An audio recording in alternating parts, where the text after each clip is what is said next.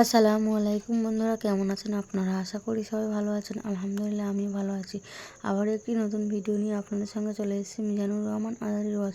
আপনারা যারা যারা মিজানুর রহমান আজারির ওয়াজ শুনতে ভালোবাসেন তারা ফুল ভিডিওটি দেখতে থাকেন, আশা করি ভালো লাগবে।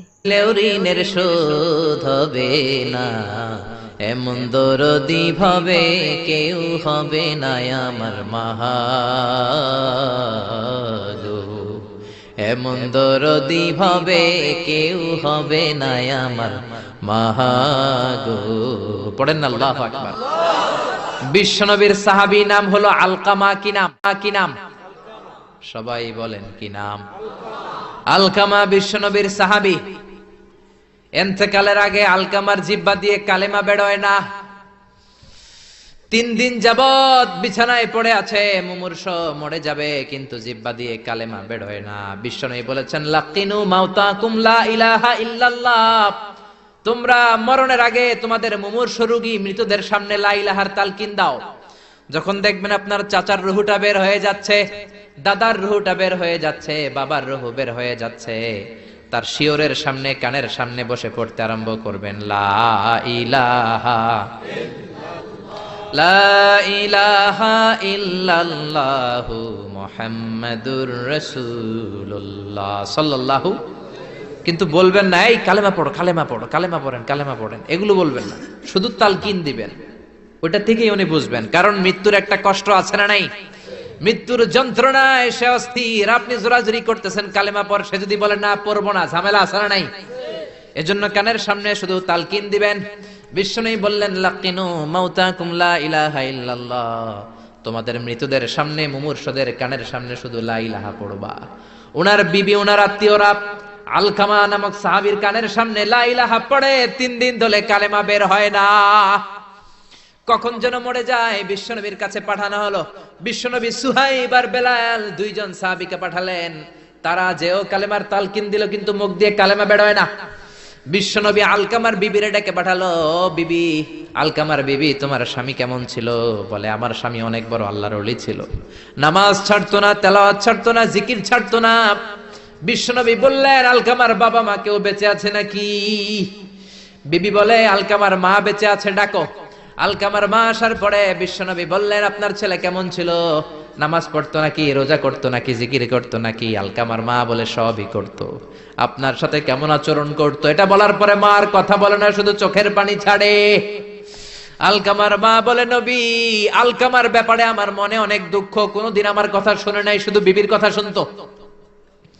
বউরে প্রাধান্য দিত, আমার যত্ন নিত না, আমার কথা বেশি শুনতো না, এজন্য আমার মনে আলকামার ব্যাপারে অনেক জ্বালা। বিশ্বনবী বললেন, আপনার ছেলেরে মাফ করে দেন। রাগের চোটে আলকামার মা বলে, না, আমি মাফ করব না। বিশ্বনবী বললেন, ও সাহাবারা, লাকড়ি আনো, আগুন জ্বালাও, আলকামারে আমরা আগুনের উপর নিক্ষেপ করব। আগুন জ্বালানো হলো, সব সাহাবারা আলকামাকে ধরে আগুনের মধ্যে ফেলবে। ইন দা মিন টাইম দুঃখিনী মা বিশ্বনবীর পায়ের সামনে এসে বলে, ও নবী, আমার কলিজার টুকরাটারে আগুনে ফেলবেন না। ও নবী, আমার মনে আর কোনো জ্বালা নাই, আমার মনে আর কোনো দুঃখ নাই। আলকামা তো আমার নার ছেড়া ধন। 10 মাস 10 দিন আমার পেটে ছিল, আমার দেহ থেকে নিউট্রিশন নিয়ে, খাদ্য পুষ্টি নিয়ে আলকামা বড় হয়েছে। বেয়াদবি করেছে, কি হয়েছে? আমি আলকামারে মাফ করে দিলাম গো নবী। আলকামার মা, আলকামার শিওরের সামনে দাঁড়িয়ে যখন মাফ করার ঘোষণা দিয়েছে, বিশ্বনবী সাক্ষী, সাহাবারা দাঁড়িয়ে আছে। আলকামা চিৎকার করে পড়তে আরম্ভ করলো, লা ইলাহা ইল্লাল্লাহু মুহাম্মাদুর রাসূলুল্লাহ সাল্লাল্লাহু আলাইহি ওয়াসাল্লাম। আল কালিমা তাইয়্যিবা চিৎকার করে পড়ার সাথে সাথে তার রূহ কবজ হয়ে গেল। চিল্লায় পড়েন আল্লাহু আকবার। এজন্য মায়ের দোয়া বড় দোয়া, বাবার দোয়া বড় দোয়া। মা বাবা দোয়া করলেও কবুল, বদদোয়া করলেও কবুল। মা বাবার শুধু যদি দোয়াটাই কবুল হতো তাহলে টেনশন নাই, দোয়া করে না তো কি হয়েছে। কিন্তু বদদোয়া করলেও কবুল করে নেয় কে? আল্লাহ। দোয়া করলেও কবুল, বদদোয়া করলেও। সাইয়েদনা ইব্রাহিম আলাইহিস সালাম সাইয়েদনা ইসমাঈল আর হাজরাকে, আরবিতে নাম হলো হাজার, রেখে গেলেন মক্কায়। ওনার বিবি হাজরা ইন্তেকাল করলো, ছোট্ট দুধের শিশু, ওনার পায়ের ধাক্কায় জামজামের পানি বের হলো, বড় হতে লাগলেন। শৈশব পেরিয়ে কৈশোর, কৈশোর পেরিয়ে যৌবন, তাগড়া যুবক তখন জুরহুম নামক একটা কওমের একটা মেয়েকে তিনি বিয়ে করলেন। বিয়ে করে সুখের সংসার শুরু করলেন আল্লাহর আদেশে। অনেক পরে সৈয়দনা ইব্রাহিম তার কলিজার টুকরা ইসমাইলের বাড়িতে বেড়াতে গেল। কার বাড়িতে? কে গেল বেড়াতে? সৈয়দনা ইব্রাহিম বেড়াতে গেলেন। যাওয়ার পরে দেখে সৈয়দনা ইসমাইল ঘরে নাই। দরজার বাইরে থেকে সালাম দিলেন, আসসালামু আলাইকুম। এটা কিন্তু প্রামাণ্য বর্ণনা দিচ্ছি আমি বুখারী থেকে, বুখারীর বর্ণনা, এটা গল্প না। দরজার বাইরে থেকে সালাম দিলেন, আসসালামু আলাইকুম। ভেতর থেকে কর্কশ গলায়, ঝাঁঝালো কণ্ঠে, কণ্ঠের মধ্যে কোনো মায়া নাই, দয়া নাই, এরকম একটা কণ্ঠের মেয়ে উত্তর করে বলল, ওয়া আলাইকুমুস সালাম। সাইয়েদনা ইব্রাহিম জিজ্ঞেস করলো, কাইফা হালুকি ইয়া উম্মি, ও মা তুমি কেমন আছো? মেয়ে কয়, বেশি ভালো না। সংসার কেমন চলে? সুবিধার না? খাওয়া দাওয়া ঠিক মতো হয়নি না? কিচ্ছু হয় না? আমনে কেডা? সাইয়েদনা ইব্রাহিম বলে, আমি কে তোমার জানার দরকার নাই। ইদা জাআ যাওজুকি মিনাল গাবা, স্বামী যখন তোমার বন থেকে শিকার করে ফিরবে, ফাকরাই আলাইহিস সালাম, তোমার স্বামীরে আমার পক্ষ থেকে একটা সালাম দিবা। ও মুরিহিয়া ইয়াগাইরা আতাবাতা বাবিহি, বলবা ঘরের দরজার চৌকাঠটা যেন পাল্টে ফেলে। সাইয়েদনা ইব্রাহিম চলে গেলেন। বিকেল বেলা জঙ্গল থেকে শিকার করে সাইয়েদনা ইসমাইল ঘরে ফিরলেন। ঘরে ফেরার পর বিবি বলে, একটা বুড়া আইছিল। বুড়া? কে আইছিল? সাইয়েদনা ইসমাইল বলে, বুড়া? বুড়া মানুষ আবার আমার ঘরে আসবে কেন? কেন আসছে? আপনারে সালাম দিছে, ওয়া আলাইকুম আসসালাম। আর কি বলছে? বলেছে আপনি যেন ঘরের দরজার চৌকাঠ পাল্টে ফেলেন। ও মিয়া, চোর বোঝে চোরের সিগন্যাল, পুলিশ বোঝে পুলিশের সিগন্যাল, নবী বোঝে নবীর সিগন্যাল, ঠিক কিনা? সাইয়েদনা ইসমাইল তো বুঝে ফেললেন, কিরে ঘরের দরজার চৌকাঠ পাল্টে ফেলো, এরকম রূপক কথা, মেটাফরিক্যাল ইঙ্গিত দুনিয়ার সাধারণ মানুষ দিতে পারে না। চিৎকার দিয়ে বিবিরে বললেন, ও কপাল পুড়ি, তুই কি করলি? নিজের কপাল পুড়লি, নিজের কপালে নিজে কুড়াল দিলি। যেই লোকটারে বুড়া বুড়া বলে সম্বোধন করলি, ওই লোকটার কেউ নয়, আমার জন্মদাতা পিতা, এই জামানার সবচেয়ে বড় পয়গম্বর ইব্রাহিম খলিল। আমার বাবা যে সিগন্যাল দিয়েছে, এটা তো গ্রিন সিগন্যাল না, এটা রেড সিগন্যাল। তার মানে তোর তালাক দিতে বলেছে, গেট আউট, গেট আউট, ডিভোর্সিও তালাক দিয়ে দিলাম, যা। আপনার আব্বাও যদি বলে তোমার বউরও তালাক দিয়ে দাও, দিয়ে দিবেন নাকি? এবার দিয়ে দিয়েন না। আপনার বাবাও বাবা, ইসমাইলের বাবা ইব্রাহিমও, কথা বলেন। সাইয়েদনা ইব্রাহিম ছিলেন আল্লাহর জালিল কাদের পয়গম্বর। আকাশ থেকে ওহী আসলে নবীরা কথা বলে, মন গড়া নবীরা কিছু বলে না।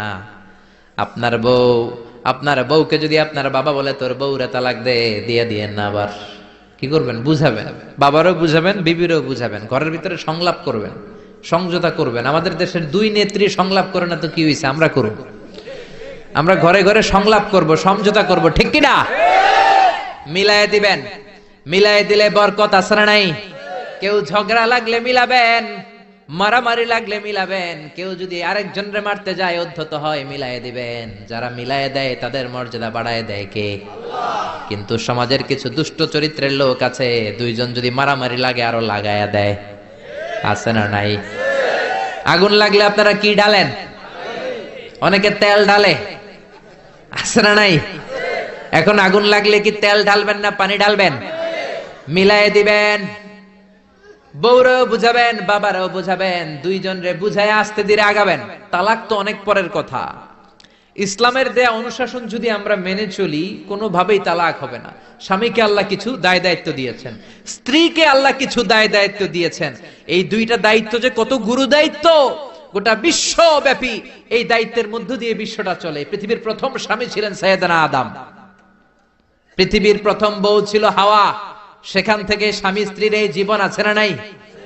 স্বামী আর স্ত্রী বানায় যেজন মিস্ত্রি, সে বড় আজব কারিগর, ঠিক কিনা?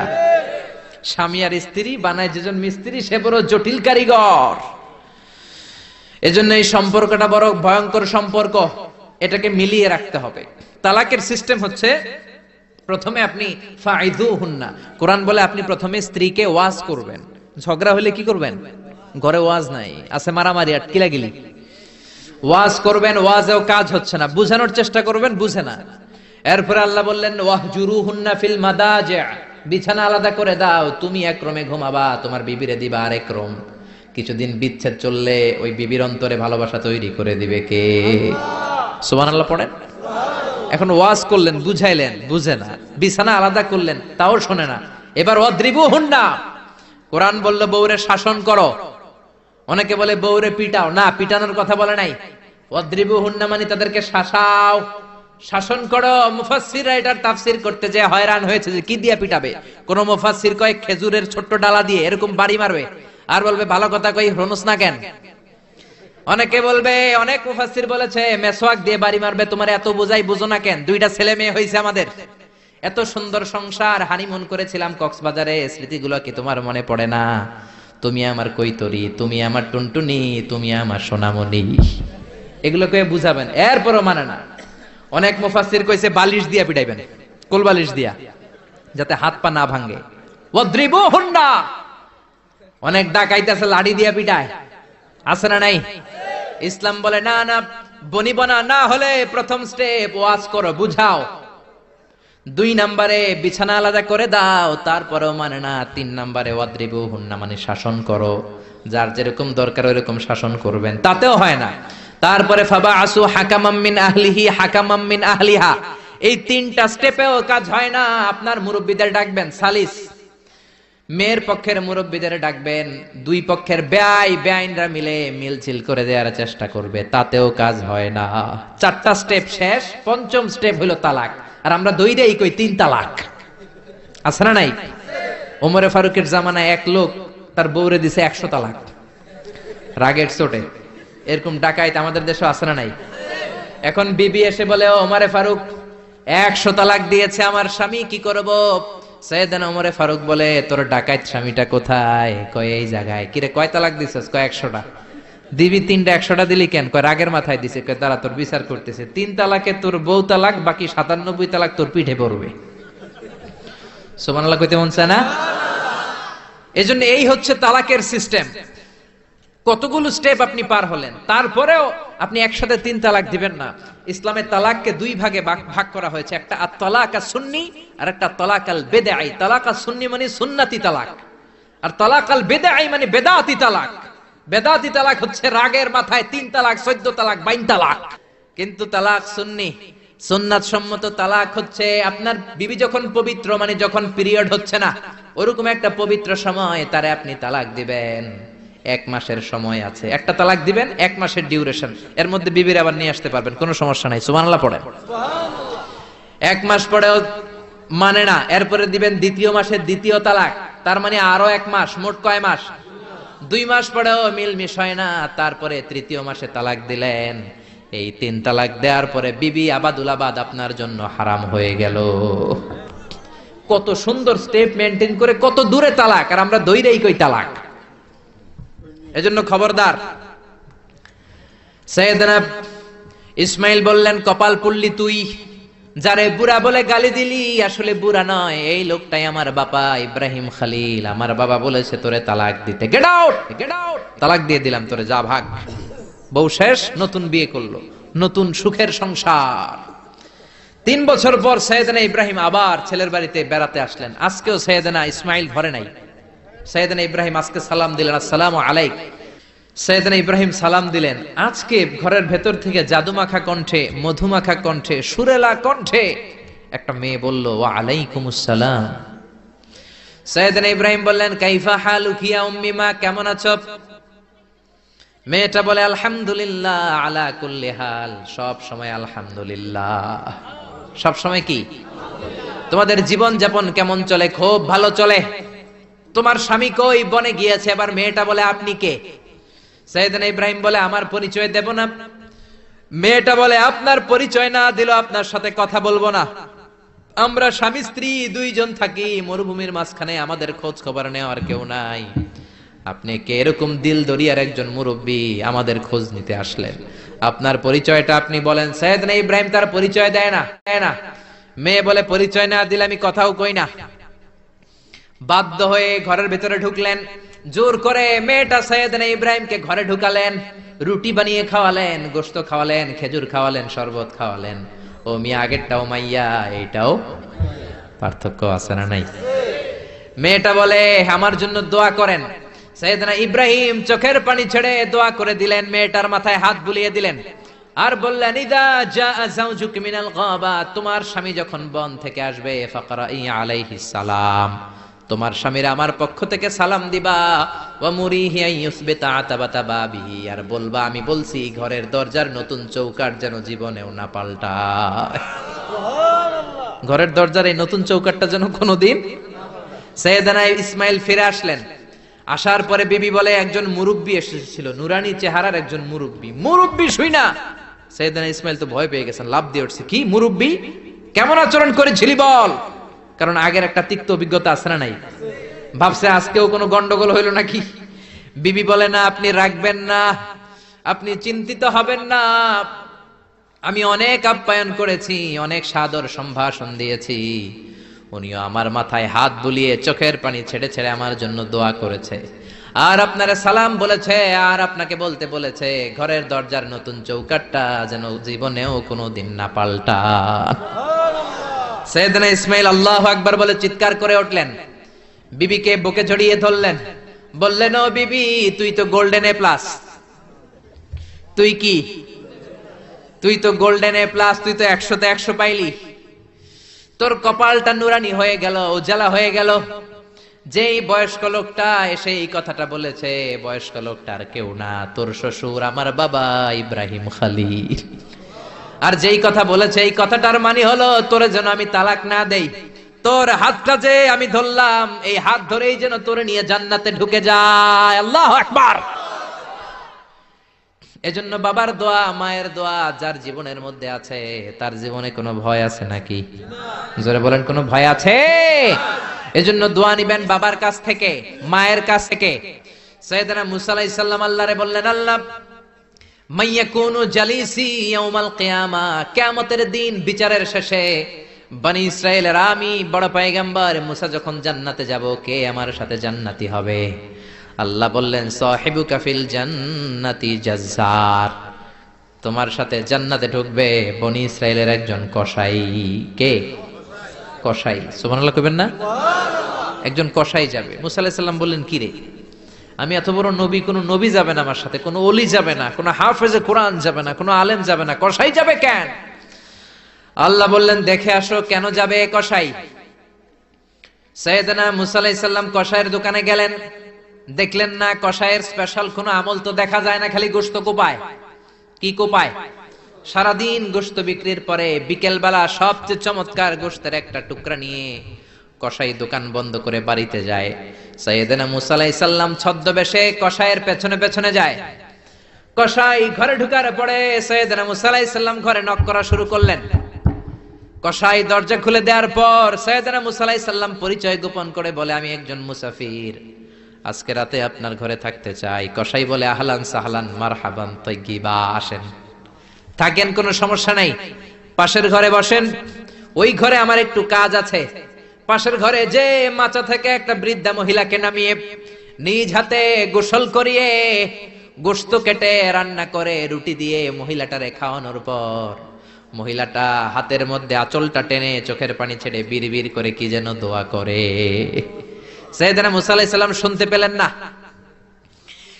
ওই মহিলাকে খাওয়ানোর পরে প্লেটের মধ্যে গোশত আর রুটি নিয়ে কসাই যেয়ে বলে, ও ভাই মুসাফির, এই নেন খাবার, রাতের খাবার খেয়ে আপনি ঘুমিয়ে যান, সকালে আপনি যাবেন আপনার পথে, আমি যাব আমার দোকানে। সাইয়েদনা মুসা আলাইহিস সালাম বলে, রাতের খাবার পরে খাবো, আগে বলো ওই মাচার মধ্যে বৃদ্ধা মহিলাটাকে। কসাই বলে, এই মহিলাটা ছাড়া এই পৃথিবীতে আমার কেউ নাই, আমি ছাড়া এই মহিলাটারও আর কেউ নাই। এই মহিলাটা ওই মহিলা যে আমারে 10 মাস পেটে ধরেছে। আল্লাহু আকবার। এই মহিলাটা আমার জনম দুঃখিনী মা, মা ছাড়া আমার কেউ নাই, আমিও ছাড়া আমার মায়ের কেউ নাই। প্রতিদিন আমি আমার মারে গোসল করাই, নিজ হাতে টাওয়াল দিয়ে গা মুছে দেই, তেল মালিশ করে দেই, গোশত রান্না করে রুটি দিয়ে খাওয়াই, আর আমার মা আমার জন্য দোয়া করে। সাইয়েদনা মুসা আলাইহিস সালাম বললেন, বিড়বিড় করে তোমার মা 2 হাত তুলে কি দোয়া করেছে আমারে বলো, আমি তো বুঝলাম না। কসাই বলে, আমার মা প্রতিদিন খাওয়ার পরে খুশি হয়ে যায়, প্রতিদিন খেয়ে দে খুশি হয়ে চোখের পানি ছেড়ে আমার জন্য দোয়া করতে শুরু করে। একটা পাগলা দোয়া, বিগত 20 বছর যাবত আমার আম্মা এই দোয়াটা করে। আমি জানি এই দোয়া কোনোদিনই আল্লাহর কাছে কবুল হবে না।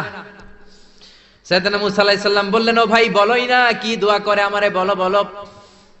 কসাই বলে, আমার মা বলে, আল্লাহুম্মা জাআল ইবনি জালিসা মূসা ইয়াউমাল কিয়ামাহ। খাওয়ানোর পরে খুশি হয়ে হাত তুলে আমার মা বলে, আল্লাহ আমি আমার ছেলের খেদমতে এত খুশি, আমার ছেলের জন্য আমি হাত তুলে দোয়া করে দিলাম। শুনেছি এই জামানার বড় পয়গম্বর, বনি ইসরাইলের সবচেয়ে বড় পয়গম্বর হলো মূসা। আমার ছেলে কিয়ামতের দিন বিচার শেষে মূসা যখন জান্নাতে যাবে, আমার ছেলেরও মূসা নবীর সাথে তুমি জান্নাতে ঢুকাইয়া দিও। মূসা নবী যখন জান্নাতি হবে, আমার ছেলেরও ঢুকাইয়া দিবা। দোয়া করতে দেরি, কবুল হতে। মূসা আলাইহিস সালাম বললেন, ঘটনা তো এইখানে, কানেকশনটা তো এই জায়গায়। এই কসাই তো এমনি এমনি আমার সাথী হবে না, এটা মায়ের দোয়ার বরকত। চিল্লা এখন ঠিক কিনা? এই জন্য প্রিয় ভাইয়েরা, মায়ের দোয়া ছাড়া, বাবার দোয়া ছাড়া পৃথিবীর কেউ আল্লাহর ওলি হতে পারে না, পৃথিবীর কেউ ভালো মানুষ হতে পারে না, সফল হতে পারে না, ক্যারিয়ার সুন্দর করতে পারে না, নেতা হতে পারে না, ব্যবসায়ী হতে পারে না। জীবনে যারাই সফল, তাদের সফলতার পেছনে মা বাবার দোয়া ছাড়া নাই। বিশ্বনবী মা বাবার আদর পান নাই, জন্মের আগে বাবারে হারালেন। 6 বছর বয়সে মারে হারালেন। মা বাবা ছাড়া ইয়তীম হয়ে বিশ্বনবী বড় হলেন। প্রথমে দাদার কাছে, তারপরে চাচার কাছে ইয়তীম নবী বড় হতে লাগলেন। বিশ্বনবী যখন হুদাইবিয়ার উমরা করতে যাবেন, পথিমধ্যে বিশ্বনবীর মায়ের কবর পড়ল। জায়গাটার নাম ছিল আবওয়া। কি নাম? আবওয়া নামক জায়গায় এসে বিশ্বনবী আল্লাহর কাছে ফরিয়াদ করলেন, আল্লাহ আমি আমার মায়ের কবর জিয়ারত করতে চাই, অনুমতি দেন। বিশ্বনবীর মায়ের নাম কি? তোরা দেখে যা আমিনা মায়ের কোলে, মধু পূর্ণিমারি শেথা চাঁদ দোলে, যেন উষার কোলে রাঙা রবি দোলে। তোরা দেখে যা আমিনা মায়ের কোলে, কুল মখলুকে আজি ধ্বনি উঠে কে এলোই, কালেমা শাহাদাতের বাণী ঠোঁটে কে এলোই, পড়ে দুরুদ ফেরেশতা বেহেশতের দুয়ার খোলে। তোরা দেখে যা আমিনা মায়ের কোলে, তোরা দেখে যা আমিনা মায়ের কোলে। চিল্লায় পড়েন আল্লাহু আকবার। বিশ্বনবী মায়ের কবরের সামনে যখন দাঁড়ালেন, 1400 সাহাবাকে নিয়ে প্রত্যেকের গায়ে একটা ইজার, একটা রিদা উমরা করবেন। বিশ্বনবী 1400 সাহাবীদের দিকে তাকিয়ে বললেন, ও সাহাবারা, এই যে সামনে পাহাড়ের ছোট্ট টিলাটা দেখতে পাও, এইখানে আমার মা আমেনার কবর। আল্লাহ আমাকে আমার মায়ের কবর জিয়ারতের অনুমতি দিয়েছে, আমি জিয়ারত করব। কিন্তু খবরদার খবরদার, তোমরা কেউ কান্নাকাটি করতে পারবা না। 1400 সাহাবীকে কান্না করতে নিষেধ করে নিজের মায়ের কবরের সামনে দাঁড়িয়ে বিশ্বনবী ছোট্ট বাচ্চার মতো হাউমাউ করে কান্না শুরু করে দিলেন।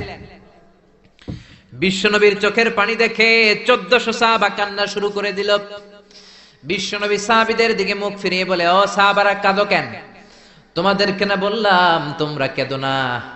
সাহাবারা বলল, ও নবী, আপনাকে আমরা আমাদের কলিজার চাইতে বেশি ভালোবাসি। আপনারে যখন আমরা কান্না করতে দেখি, আমাদের দুটি চোখ আমরা আর শুকনা রাখতে পারি না। আপনি কাঁদেন তাই আমরাও কাঁদি। বিশ্বনবী বললেন, আদ্রাকাতনি রাহমাতুহা ফাবাকাইতু। আমার মা আমেনা যে আমারে ছোটবেলা আদর করেছে, সোহাগ দিয়েছে, ভালোবেসেছে, ওই আদরের কথা আমার মনে পড়েছে। আমার মা আমেনা আমারে জাইতুনের তেল মালিশ করে দিত, আমার মা আমেনা আমারে জামা পরিয়ে দিত, আমার মা আমেনা তার দুটি ঠোঁট দিয়ে এমন কোন জায়গা নাই আমার দেহে চুমু দেয় নাই। আমার মায়ের কথা আমার মনে পড়েছে, তাই আমি কেঁদেছি। তোমরা কাঁদো কেন? বিশ্বনবী নিজেও মায়ের কবরের সামনে দাঁড়িয়ে নিজেও ধৈর্য ধারণ করতে পারে নাই। এজন্য মায়ের দোয়া নেয়ার দরকার আছে রাডাই। কানা ইয়াকসিমু লাহমান ফিল জিআররানা। জিআররানা নামক জায়গার মধ্যে বিশ্বনবী কুরবানির গোশত বিতরণ করছিলেন। বিশাল লাইন। কুরবানির গোশত মাঝে মাঝে বিতরণ হয় না, লাইন ধরে লোকজন নেয় না, বিশাল বড় লাইন। এই বিশাল লম্বা লাইনে হাজার হাজার মানুষ। এই লাইনের মধ্য থেকে একজন বৃদ্ধা মহিলাকে বিশ্বনবী আলাদা করে নিলেন, নিয়ে বিশ্বনবী গায়ের চাদরটা বিছিয়ে বসতে দিলেন, বড় একটা গোশতের প্যাকেট দিলেন, মহিলাটাও বিশ্বনবীর মাথায় হাত বুলিয়ে দোয়া করে দিল, চিল্লায় পড়েন সুবহানাল্লাহ।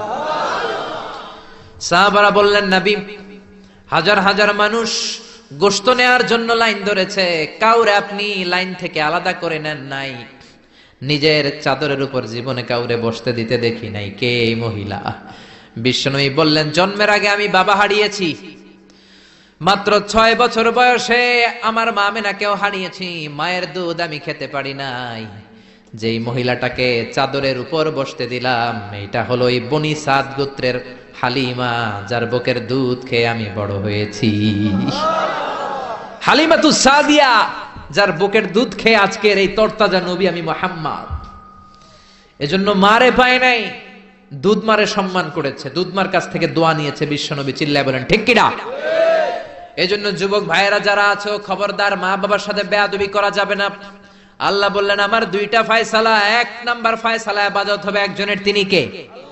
2 নাম্বার ফয়সালা ভালো আচরণ করতে হবে মা বাবার সাথে। আল্লাহর ইবাদত করা যেমনি ফরজ, মা বাবার সাথে ভালো আচরণ করাও ফরজ, ঠিক কি না? নাকি মা বাবার সাথে ভালো আচরণ করা, ইহসান করা নফল? হ্যাঁ, মা বাবার সাথে ভালো আচরণ করা মনে হয় অপশনাল না? এটা কি অপশনাল না কম্পালসারি? এটা কম্পালসারি। খবরদার, যদি কোনো বেয়াদবি হয়ে থাকে আজকেই মাহফিলের পরে মা বাবার পা ধরে মাফ চাবো, রাজি আছি আমরা? এজন্য খবরদার, মাতা পিতার সাথে ইহসান করতে হবে। ইসলাম হচ্ছে ইটস এ ব্যালেন্সড রিলিজিয়ন, ভারসাম্যপূর্ণ জীবন ব্যবস্থা। সব দায় দায়িত্ব আল্লাহ আবার শুধু ছেলে মেয়েদেরকে দেয় নাই, মা বাবারও কিছু দায় দায়িত্ব আছে না নাই? জোরে বলেন। রব্বুল আলামিন মা বাবাকেও দায় দায়িত্ব দিয়েছে। ইসলাম বলে, যারা মা বাবা হয়েছো, দাম্পত্য জীবন গড়েছো, ছেলে আল্লাহ দেয়, মেয়ে দেয়, যেটাই দেয় আল্লাহর শুকরিয়া আদায় করার দরকার আছে রাড়াই। মা বাবার প্রথম দায়িত্ব, ছেলে হোক মেয়ে হোক, শুকরিয়া করবে কার? কারণ ছেলে দেয় কে? মেয়ে দেয় কে? ছেলে মেয়ে দুইটাই দেয় কে? আবার কাউকে আল্লাহ নিঃসন্তান বানিয়ে রাখে, মানে ছেলেও দেয় না মেয়েও দেয় না, তিনি কে? জোরে বলেন। রব্বুল আলামিন বলেন, ইয়াহাবু লিমান ইয়াশাউ ইনাসান ওয়া ইয়াহাবু লিমান ইয়াশাউ যুকুর। আমি যারে চাই ছেলে দেই, আমি যারে চাই তারে মেয়ে দেই, যারে চাই ছেলে মেয়ে দুইটাই দেই, আবার যারে চাই ছেলেও দেই না মেয়েও দেই না। এমন লোক সমাজে আছে না নাই? তাহলে বাবা মার প্রথম দায়িত্ব, ছেলে হোক মেয়ে হোক আপনারা খুশি হইতে হবে। কিছু লোক আছে, ছেলে হইলে গ্রামের সবাইরে মিষ্টি খাওয়ায়, মেয়ে হইলে মেয়ে যে হইছে এটা শোনায়ও না, আছে না নাই? বিশ্বনবী বলেন, এগুলো এমন লোক যাদের মধ্যে জাহেলিয়াত আছে। কারণ খায়রুকুম মান বুকিরা বিল উনসা, যেই ঘরের প্রথম সন্তানটা মেয়ে, ওই ঘরটারে বরকত দিয়ে ভরে দেয় কে? জোরে বলেন। 1 নাম্বার দায়িত্ব, আপনি খুশি হবেন, শুকরিয়া করবেন। 2 নাম্বার দায়িত্ব, ছেলে হোক কিংবা মেয়ে হোক, হওয়ার সাথে সাথে কানের সামনে যে আজান দিবেন, কি দিবেন? আল্লাহু আকবার, আল্লাহু আকবার, আল্লাহু আকবার, আল্লাহু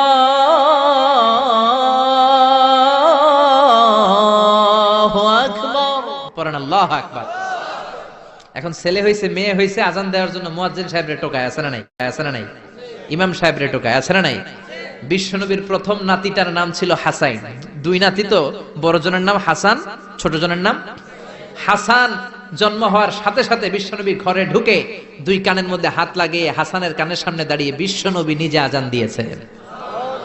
এই জন্য নিজের ছেলে হলে নিজে আজান দিবেন, অথবা আপনার নাতি হইলে দাদা হিসেবে আপনি আজান দিবেন, আপনার ভাতিজা ভাতিজি হয়েছে চাচা হিসেবে আপনি আজান দিবেন। ইমাম সাহেবরে টোকানোর দরকার নাই। একজন মুসলমান হিসেবে সবার ভালো করে আজান একামত জানার দরকার আছে না? তাহলে ছেলে হোক মেয়ে হোক খুশি হবেন, এটা হলো প্রথম দায়িত্ব বাবা মার। যত মায়েরা, আমার মাইকের আওয়াজ যদি আপনাদের কানে যায়, মায়েরা শোনেন, আর বাবা যারা এসেছেন মনোযোগ দিয়ে শোনেন। 1 নম্বরে বাবা মার দায়িত্ব প্যারেন্টিং, এটারে বলে parenting, how to rare up your children, কেমন করে ছেলে মেয়েদেরকে বড় করবেন, এই ব্যাপারে ইসলামে দিক নির্দেশনা আছে না নাই? 1 নম্বরে ছেলে হোক মেয়ে হোক শুকরিয়া কার? 2 নম্বরে ছেলে হওয়ার সাথে সাথে মেয়ে হওয়ার সাথে সাথে আজানের দরকার আছে না নাই? 3 নম্বরে 7ম দিনে ছেলে হোক মেয়ে হোক আকিকা দিবেন। ছেলে হলে 2টা ছাগল, মেয়ে হলে 1টা ছাগল, 7ম দিনে দিবেন। কততম দিনে? অনেকে কুরবানির সাথে দেয়, কুরবানির সাথে নয়, 7ম দিনে দিবেন। এখন দিতে পারেন নাই, পরে কুরবানির সাথে বন্ধ সময় দেন, ওটা আলাদা কথা, কিন্তু দেন নিয়ম হচ্ছে, সুন্নাহ হচ্ছে 7ম দিন। কততম দিন? বিশ্বনবী বললেন কুল্লু গুলামিন রাহিনাতুন বিআকিকাহ তুযবাহু আনহু ইয়াউমা সাবিহি, প্রত্যেক বাচ্চাকে আকিকা দিতে হয় তার সপ্তম দিনে, তারপরে ইউসাম্মা ফিহি, সপ্তম দিনে তার একটা নাম রাখতে হয়, তারপরে ইহলাকু রাসুহু, তার মাথা কামিয়ে ফেলতে হয়। ছোট ছোট চুল থাকে না, নিউ বর্ন বেবি, নতুন বাচ্চার মাথায় হালকা হালকা পাতলা চুল থাকে, এগুলোকে আপনি হলক করে দিবেন, শেভ করে দিবেন। তাহলে সপ্তম দিনে 3 কাজ। 1 নম্বরে আকিকা, 1 নম্বরে কি সবাই বলেন, 1 নম্বরে 2 নম্বরের নাম রাখা, 2 নম্বরে কি কি নাম রাখবেন? Brush fire. এক ভাতিজার বাড়িতে নাকি চাচা আসছে বেড়াইতে, তো ভাতিজা আপ্যায়ন করাইতেছে। চাচা কয় কতদিন পরে তোমার সাথে দেখা, তোমার ছেলে হইছে একটা, মেয়ে হইছে একটা, আমি তো চিনি না, ডাক দাও না। ডাক দিছে ব্রাশ ফায়ার। চাচা মনে করছে আসল ব্রাশ ফায়ার, এটা মনে করে চাচা দিছে দৌড়। ভাতিজাও চাচারে ধরার জন্য দৌড়, চাচাও দৌড়ায় ভাতিজাও দৌড়ায়। চাচা কয় ভাতিজা বয়স আমার 70-80, তুই আমার ব্রাশ ফায়ার করিস না। ভাতিজা বলে চাচা এটা ওই ব্রাশ ফায়ার না, আমার ছেলের নাম ব্রাশ, মেয়ের নাম ফায়ার। তো এই ব্রাশ ফায়ার এই জাতীয় নাম রাখবেন। আহাব্বুল আসমা ইলাল্লাহ আব্দুল্লাহ আব্দুর রহমান, আল্লাহর কাছে সবচেয়ে প্রিয় নাম আব্দুল্লাহ আব্দুর রহমান, এগুলো রাখবেন। নবীদের নামগুলো রাখবেন, কোরআন থেকে চুজ করে নাম রাখবেন, সাহাবাদের নাম রাখবেন। তাহলে ছেলেগুলোর আল্লাহ আল্লাহ বানাই দিবে কে? আর ব্রাশ ফায়ার রাখলে ব্রাশ ফায়ারের মতোই হবে, ঠিক কিনা? বিভিন্ন সমাবেশে এরা বোমা মারবে, ককটেল বোমা মারবে, হত্যা করবে, ডাকাতি করবে, ছিনতাই করবে, মেয়েদের ওন্না ধরে টানাটানি করবে, জোরে কোন ঠিক কিনা? এজন্য সপ্তম দিনে 3 কাজ। 1 নম্বরে আকিকা করা, কি করা? 2 নম্বরে নাম রাখা, কি রাখা? 3 নম্বরে মাথার চুল ফেলে দেয়া, কি করা? তারপরে ইসলাম বলে 2 বছর ছেলে হোক মেয়ে হোক দুধ খাওয়ানোর ব্যবস্থা করবা। কোরআনের মধ্যে আদেশ আছে না নাই? ওয়াল ওয়ালিদাতু ইউরদি'না আওলাদাহুন্না হাওলাইনি কামিলাইনি লিমান আরাদা আন ইউতিম্মার রাদাআহ। ছেলে হোক মেয়ে হোক 2 বছর দুধ খাওয়াবা।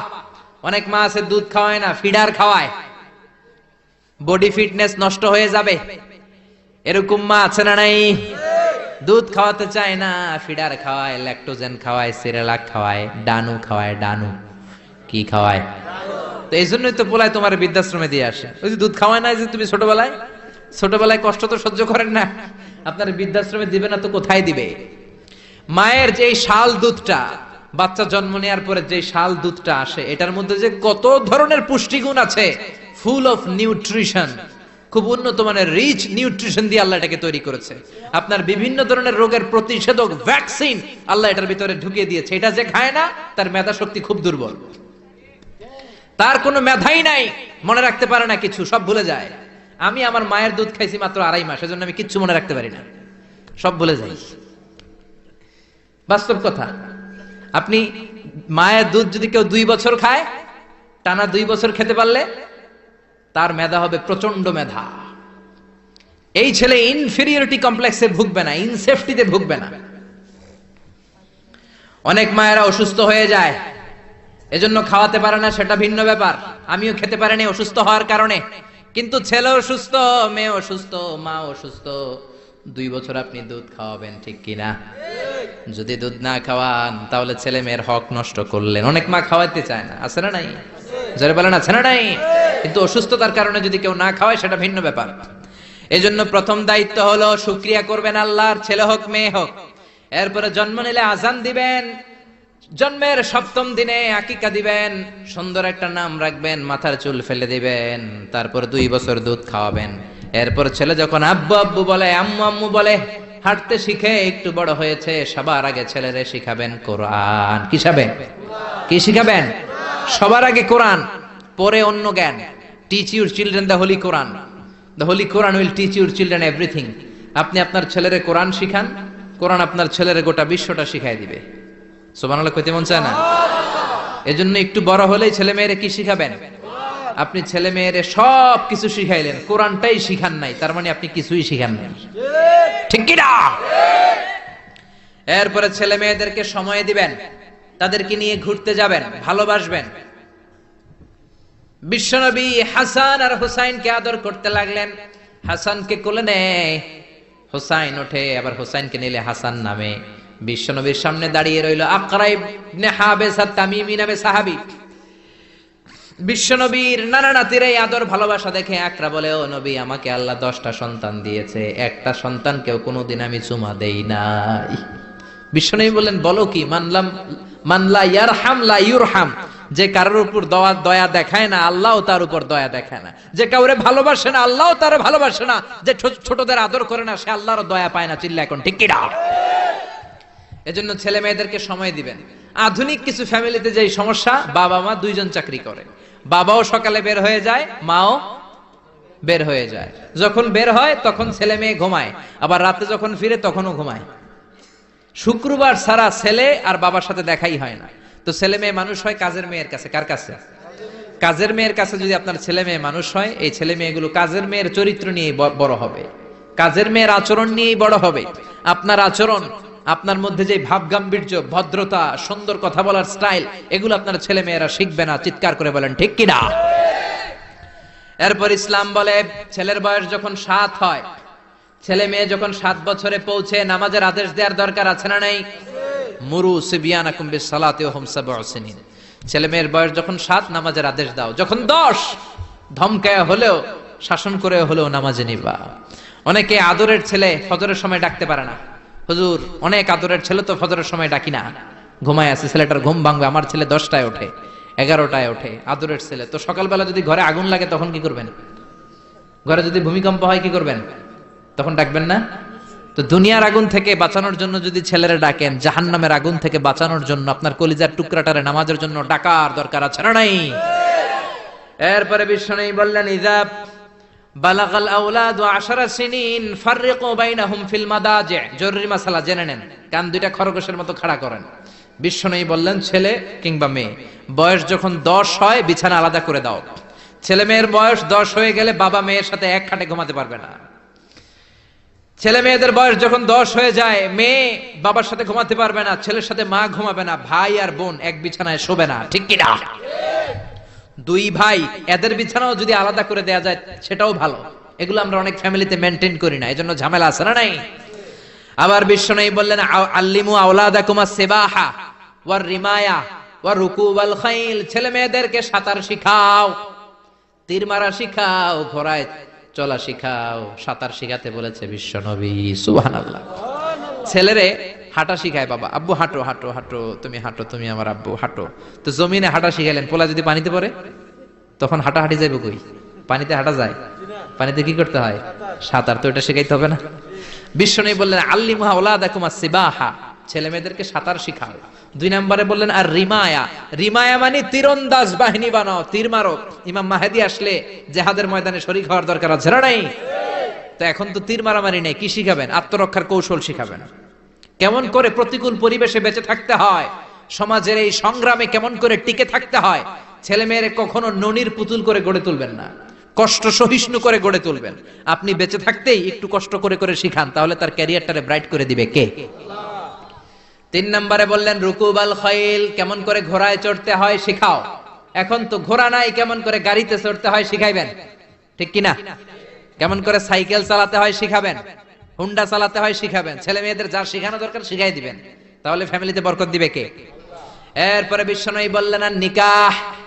ছেলে কিংবা মেয়ে প্রাপ্ত বয়স্ক হলে বাবা মার দায়িত্ব বিয়ে দেয়া। কি দেয়া? কিন্তু মেয়ের বয়স হয়ে গেছে 25, ছেলের বয়স 30, বিয়ে হয় না, আছে না নাই? ছেলেরা যদি জিজ্ঞেস করি বিয়ে করস না কেন, কয় হুজুর নিজের পায়ে দাঁড়ায় লই। তাহলে এতদিন কার পায়ে দাঁড়াইছো? আপনার ছেলে আপনার মেয়ে প্রাপ্তবয়স্ক হওয়ার পরে যৌবনের সময়ে যদি কোনো পাপ করে, অন্যায় করে, সময় মতো বিয়ে না দেওয়ার কারণে, তাদের পাপের কারণে ওই পাপের পার্সেন্টেজ গুনাহ আপনার আমল নামাতেও আছে না নাই? জোরে বলেন, জোরে বলেন। ছেলে মেয়েগুলো এখন চরিত্রহীন আর চরিত্রহীনা হয়ে যাচ্ছে এই পর্নোগ্রাফির ছোবলে, ইউটিউব আর ইন্টারনেটের ছোবলে। ওপেন অ্যাক্সেস একটা শব্দ লিখে ক্লিক করতে দেরি, নেকেড ফিল্মগুলো আসতে দেরি হয় না। চিল্লা এখন ঠিক কি না? এজন্য সময় মতো বিয়ে দিয়ে দেন। উপযুক্ত মেয়ে থাকলে বিয়ের ব্যবস্থা করেন। প্রাপ্তবয়স্ক ছেলে হলে বিয়ের ব্যবস্থা করেন, সময় মতো বিয়ে করায় দিলে সমাজের অপরাধগুলো কমে যাবে, ঠিক কিনা? সর্বশেষ মাতা পিতার প্রতি যে দায়িত্ব আল্লাহ দিয়েছেন সেটা হচ্ছে আল মিরাস। কোরআনের দেয়া পদ্ধতি অনুযায়ী সম্পদ বন্টন করতে হবে। কার আইন? চিৎকার করে বলবেন, আইনটা কার? এজন্য রব্বুল আলামিন বলেন, ইউসিকুমুল্লাহু ফি আওলাদিকুম লিযযাকারি মিসলু হাযযিল উনসায়াইন। আল্লাহ বললেন, দুনিয়ার সব বাবাদের জন্য স্পেশাল ভাবে আমি ওয়াজ করে দিলাম, ছেলেরে সম্পদের যতটুকু দিবা মেয়েরে দিবা অর্ধেক। কার আইন? ছেলেরে 10 লাখ দিলে মেয়েরে কয় লাখ? ছেলেরে 20 কানি জমি দিলে মেয়েরে? বিধানটা কার? উল্টাপাল্টা করা যাবে? তাহলে ছেলে মেয়েদের জন্য যেমনি আল্লাহ ফরজ করে দিলেন ওয়াবিল ওয়ালিদাইনি ইহসানা, আল্লাহর ইবাদতের পরে মাতা পিতার খেদমত করবা, ইহসান করবা, মাতা পিতাদের উপরও এই নিয়মগুলো আবশ্যক করে দিয়েছে কে? চিল্লায় বলেন। এজন্য ছেলে মেয়েরা পালন করবে তাদের দায়িত্ব, মাতা পিতারা দায়িত্ব পালন করবে তাদের দায়িত্ব। তাহলে সমাজটাকে জান্নাতের সমাজ বানায় দিবে কে? এই কোরআনের কোনো চেঞ্জ হয়েছে? 1500 বছরের এই লম্বা সময়ে কোরআনের একটা আয়াতও চেঞ্জ হয়েছে? একটা শব্দ, একটা অক্ষর, একটা জের জবর পরিবর্তন হয়েছে? জোরে বলেন, হয়েছে? এই কোরআনের মতো আরেকটা বই যদি আমরা পৃথিবীর সবাই মিলে বানাতে চাই, বানানো যাবে? জোরে বলেন, যাবে? আপনারা আহমদ দিদাদের নাম শুনেছেন? জাকির নায়েকের গুরু আহমদ দিদাদ একটা বই লিখেছেন, the ultimate miracle of the holy Quran. ওই বইতে তিনি উল্লেখ করেছেন ইউনাইটেড স্টেটস অফ আমেরিকার কিছু বিজ্ঞানীরা সবচেয়ে পাওয়ারফুল যে কম্পিউটার ক্রে 1 সুপার কম্পিউটার, এটা দিয়ে আমেরিকার মিলিটারিতে যারা চান্স পায়, মানে সেনাবাহিনীতে, তারা ম্যাথমেটিক্যাল ক্যালকুলেশন গুলো করার জন্য এই কম্পিউটার ব্যবহার করে। তো আমেরিকার বিজ্ঞানীরা আহমদ দিদাত তার ultimate miracle of the Holi কোরআনে বলছেন যে কম্পিউটারের সব ইনফরমেশন গুলোকে কনসাইজ করে ওই ক্রে 1 সুপার কম্পিউটারের মাইক্রো চিপসের ভেতর ঢুকিয়ে কমান্ড করেছে, is it possible to create a book like Quran? ও কম্পিউটার, তুমি অ্যানালাইসিস করে বলো এই কোরআনের মতো আরেকটা বই কি পৃথিবীর মানুষের বানানো সম্ভব? আপনারা বলছেন জি না, কিন্তু কম্পিউটার বলেছে ইয়েস, সম্ভব, it's possible, it's possible, but you need to spend more than 63 octillion years. সম্ভব, কিন্তু পৃথিবীর সব মানুষদেরকে 63 অক্ট্রিলিয়ন বছর বেঁচে থাকা লাগবে আর চেষ্টা করা লাগবে। এটা শুনে বিজ্ঞানীরা তো মহা খুশি, হোক না অক্ট্রিলিয়ন আর ফক্ট্রিলিয়ন, পারা তো যাবে। কিন্তু নিউমেরিক্যাল সায়েন্স বলে যে octillion is very dangerous to reach there. Octillion হচ্ছে এমন একটা সংখ্যা যেটা পর্যন্ত পৌঁছা মানুষের পক্ষে অসম্ভব। সংখ্যাতাত্ত্বিক নিয়ম আমাদেরকে শেখায় যে সংখ্যা শুরু হয় একক দিয়ে, তারপরে দশক, তারপরে শতক, তারপরে সহস্র, তারপর উজুদ, তারপরে লক্ষ, তারপরে নিযুত, তারপর কোটি, তারপর মিলিয়ন, বিলিয়ন, ফিলিয়ন, জিলিয়ন, তারপরে হচ্ছে অক্ট্রিলিয়ন। সুবহানাল্লাহ কইতে পারলেন না?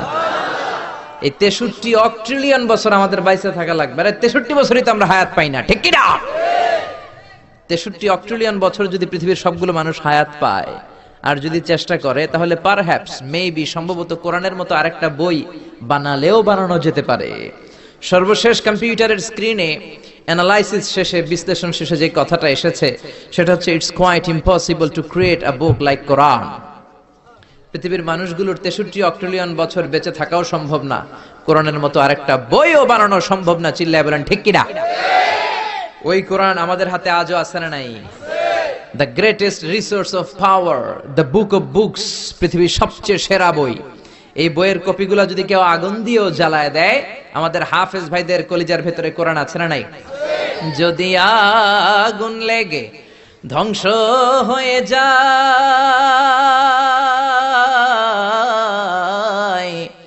ধ্বংস হয়ে যায়, যদি আগুন লেগে যায়, পুড়ে যায় পৃথিবীর সব বইয়ের দোকান, বিশ্ব থেকে হারাবে না পবিত্র কোরআন, বিশ্ব থেকে হারাবে না পবিত্র কোরআন।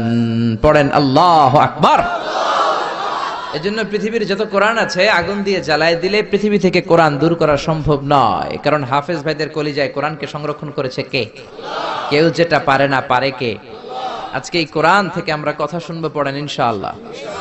আরো জোরে পড়েন ইনশাআল্লাহ। আমি আমার মূল আলোচনায় যাওয়ার আগে আমাকে একটু করে বলা হয়েছে এই গ্রামের ভেতরে, এই এলাকাতে নাকি সুদের খুব দাপট। হ্যাঁ, সুদ খুব মজা লাগে না? তো সুদ নিয়ে কিছু কথা আমরা শুনবো, রাজি আছেন তো? সবাই রাজি? সুদের সাথে ইসলামের কোন সম্পর্ক? জোরে বলেন, সম্পর্ক। সুদ আছে যেখানে মুমিন যাবে না। সুদ হচ্ছে পুঁজিবাদী অর্থনীতির হাতিয়ার। দমন নিপীড়নের মূল মাধ্যম হচ্ছে সুদ। এই সুদের কারণে যারা ধনী এরা শুধু ধনী হতে থাকে, আর যারা গরিব শুধু গরিবই হতে থাকে। ইসলাম চায় না যে রাস্তার এক পাশে পাঁচতলা আর এক পাশে থাকবে গাছতলা। চিল্লা এখন ঠিক কিনা? ইসলাম চায় কায়লা ইয়াকুনা দুলাতান বাইনাল আগনিয়া মিনকুম, সম্পদ যাতে ধনীদের হাতে কুক্ষিগত হয়ে না থাকে, সম্পদের তারল্য যাতে সবার হাতে পৌঁছে যায়। এজন্য ইসলাম সুদকে করেছে হারাম আর ব্যবসাকে করেছে হালাল। চিল্লায় পড়েন আল্লাহু আকবার। এজন্য রাব্বুল আলামিন বলেন, ওয়া আহাল্লাল্লাহুল বাইআ ওয়া হারামার রিবা, আমি আল্লাহ তোমাদের জন্য সুদকে করলাম হারাম আর ব্যবসাকে করে দিলাম হালাল। সুবহানাল্লাহ।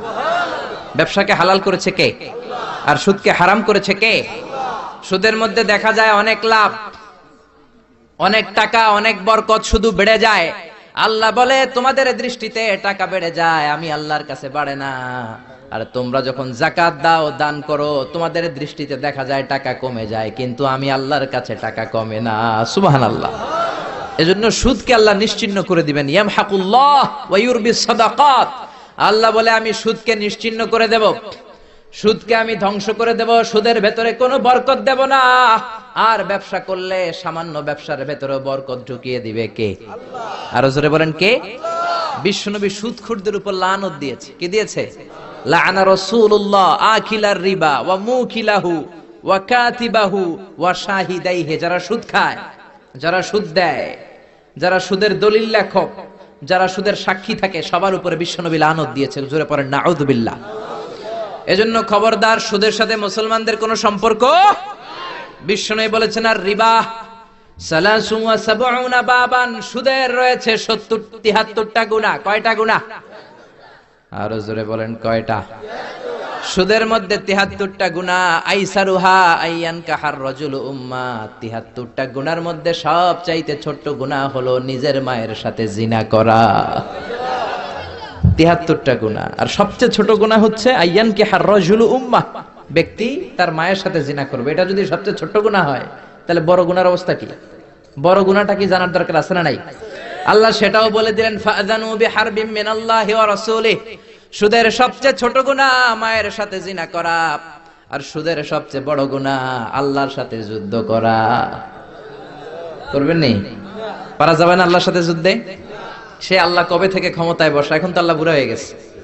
হ্যাঁ, আল্লাহর ক্ষমতা কি আগের মতো আছে? জোরে বলেন আছে। এজন্য সুদের সবচেয়ে ছোট গুনাহ মায়ের সাথে জিনা, সবচেয়ে বড় গুনাহ কার সাথে? যুদ্ধ। আরো জোরে বলেন। এজন্য আজকে থেকে সুদের কোন ব্যবসার সাথে জড়িত থাকবেন না। দুই হাত উঁচু করে আমার আল্লাহর দেখান। আল্লাহ আমাদের হাতগুলোকে তুমি কবুল করো। চিল্লায় পড়েন আমিন। সুদের আলোচনা ভাল লাগতেছে না? না, একেবারে উপরে এসে পড়ছে না? সুদের সাথে ইসলামের কোনো সম্পর্ক নাই। আল্লাহ সুদ থেকে আমাদেরকে বাঁচাক। আল্লাহ আমাদের হালাল রিজিকে বরকত দিক। আরো জোরে পড়েন আমিন। আমি আমার খুতবার শুরুতে সূরাতু বানী ইসরাইলের ছোট্ট একটা আয়াত তেলাওয়াত করেছি। আসুন এই আয়াতের আলোকে আপনাদের সাথে কিছু কথা শেয়ার করি, যদি আপনারা মনোযোগী হন। শুনবেন শুনবেন শুনবেন শুনবেন। রাব্বুল আলামিন বলেন, ওয়াকাদা রাব্বুকা আল্লা তা'বুদু ইল্লা ইয়্যাহু ওয়া বিল ওয়ালিদাইনি ইহসানা। আল্লাহ বললেন, গোলাম আমার ফয়সালা দুইটা। এই দুইটা ফয়সালা হলো স্পেশাল ফয়সালা, অনড় ফয়সালা। এই ফয়সালার কোনো নড়চড় নাই, এই ফয়সালার কোনো পরিবর্তন নাই। প্রথম ফয়সালাটা হলো আল্লাহ তা'বুদু ইল্লা ইয়্যা, ইবাদত হবে একজনের, তিনি কে? আল্লাহ। আল্লাহ ছাড়া অন্য কারো ইবাদত করা যাবে? আবার আল্লাহ ডেকে বললেন, গোলাম জিন জাতি মানব জাতি, এই দুইটা জাতিকে আমি সৃষ্টি করেছি শুধু আমার ইবাদতের জন্য। ঠিক কি না? ওয়ামা খালাকতুল জিন্না ওয়াল ইনসা ইল্লা লিয়াবুদুন। আমি জিন জাতি আর মানব জাতিকে কোনো কাজের জন্য তৈরি করি নাই, কোনো উদ্দেশ্যে বানাই নাই, শুধুমাত্র কেবলমাত্র একমাত্র আমি আল্লাহর ইবাদতের জন্য বানিয়েছি। কার কথা? আরো জোরে বলেন, কার? আল্লাহ ছাড়া কারো ইবাদত করা যায় না। এই পৃথিবীতে যত নবী এসেছে, এই পৃথিবীতে যত রাসূল এসেছে, সব নবী রাসূলের একটাই দাওয়াত ছিল, তোমরা ইবাদত করবে একজনের, তিনি কে? ইয়া কওমি ইবুদুল্লাহা মা লাকুম মিন ইলাহিন গায়রু। ও আমার কওমের লোকেরা, ও আমার স্বজাতির লোকেরা, এক আল্লাহ ছাড়া অন্য কারো ইবাদত করো না। জিকির করতে হবে একজনের, চাইতে হবে একজনের কাছে, সেজদা দিতে হবে একজনকে, তিনি কে? আল্লাহ ছাড়া কাউরে সেজদা দেয়া যাবে? আমাদের দেশে মাজারে যে সেজদা আছে না নাই, এই মাজারের নামে যে ভণ্ডামি, এটার সাথে ইসলামের কোনো রিলেশন আছে? সম্পর্ক আছে? এই ভণ্ডামির সাথে ইসলামের কোনো সম্পর্ক? দো দিল বান্দা কালমা চোরে, না পায় শ্মশান না পায় ঘোরে, দিন থাকিতে আয়রে পথে ছাইড়া দে ভণ্ডামি, ভণ্ডামি ভণ্ডামি ভণ্ডামি, ছাইড়া দে ভণ্ডামি। ঠিক কি না? নামাজ রোজা করে না, ইবলিস শয়তানের নানা, এরকম আছে না নাই? নামাজ রোজা করে না, ইবলিস শয়তানের নানা, ধর্মের একখান খুঁটি ধইরা কয়দিন করবা হয়রানি, ভণ্ডামি ভণ্ডামি ভণ্ডামি, ছাইড়া দে ভণ্ডামি। ঠিক কি না? এজন্য ভণ্ডামির সাথে যারা জড়িত আছো, ভণ্ডামি ছেড়ে দাও, আল্লাহ ওয়ালা হয়ে যাও। তোমার জীবনে বরকত দিবে কে? তোমার জন্য জান্নাতের দরজা খুলে দিবে কে? এজন্য রব্বুল আলামিন বলেন, ওয়া কাদা রাব্বুকা আল্লা তা'বুদু ইল্লা ইয়্যা ওয়া বিল ওয়ালিদাইনি ইহসানা। আমি আল্লাহর প্রথম ফয়সালা, ইবাদত হবে শুধুমাত্র কেবলমাত্র একজনের, তিনি কে? আমরা প্রত্যেক নামাজে সূরাতুল ফাতিহায় আল্লাহরে বলি, আল্লাহ ইহদিনাস সিরাতাল মুস্তাকিম, ও আল্লাহ আমাদেরকে সহজ সরল পথ দেখাও, সিরাতুল মুস্তাকিম দাও। আল্লাহ বলেন, আনি'বুদুনি হাযা সিরাতুম মুস্তাকিম, আমি আল্লাহর ইবাদত করো, এটাই সিরাতুল মুস্তাকিম। আল্লাহু আকবার। আপনি যদি আল্লাহর ইবাদত করেন, তাহলে আপনি বুঝবেন যে আপনি সিরাতুল মুস্তাকিমের উপর আছেন। আর যদি বুঝেন আল্লাহর ইবাদত ছেড়ে আপনি অন্যদিকে দৌড়াচ্ছেন, তার মানে হলো আপনি সিরাতুল মুস্তাকিমের উপর থাকার সৌভাগ্য অর্জন করতে পারেন নাই। চিল্লা এখন ঠিক কি না? এজন্য আল্লাহ বললেন, আল্লাহর ফয়সালা কয়টা? আরো জোরে বলেন, কয়টা? এক নাম্বার ফয়সালা, ইবাদত হবে শুধু একজনের, তিনি কে? এই ফয়সালার সাথে সবাই একমত? দ্বিমত কেউ নাই? কেউ নাই? দু একজন থাকতে পারে, কেউ নাই। আল্লাহ বললেন, আমার প্রথম ফয়সালা, ইবাদত হবে শুধু আমি আল্লাহর। দুই নাম্বার ফয়সালা, ওয়া বিল ওয়ালিদাইনি ইহসানা, ইহসান হবে মাতা পিতার সাথে, মানে ভালো আচরণ হবে মাতা পিতার সাথে। বুঝা গেল, ইবাদত হবে আল্লাহর, ইহসান হবে মাতা পিতার। আল্লাহর সাথে, আল্লাহর জন্য আপনি ইবাদত করবেন, আর মাতা পিতার প্রতি আপনি ইহসান করবেন। ইহসান মানে সদাচরণ, ইহসান মানে খেদমত, ইহসান মানে তাদের জন্য খরচ করা, ইহসান মানে আপনার সব সম্পদ তাদের পায়ের সামনে, আপনার সব ক্ষমতা তাদের পায়ের সামনে বিলিয়ে দেয়া, বিছিয়ে দেয়া। চিল্লা এখন ঠিক কি না? এজন্য আল্লাহ বললেন, আমার দুই নাম্বার ফয়সালা, ওয়া বিল ওয়ালিদাইনি ইহসানা, মাতা পিতার সাথে ইহসান করবা।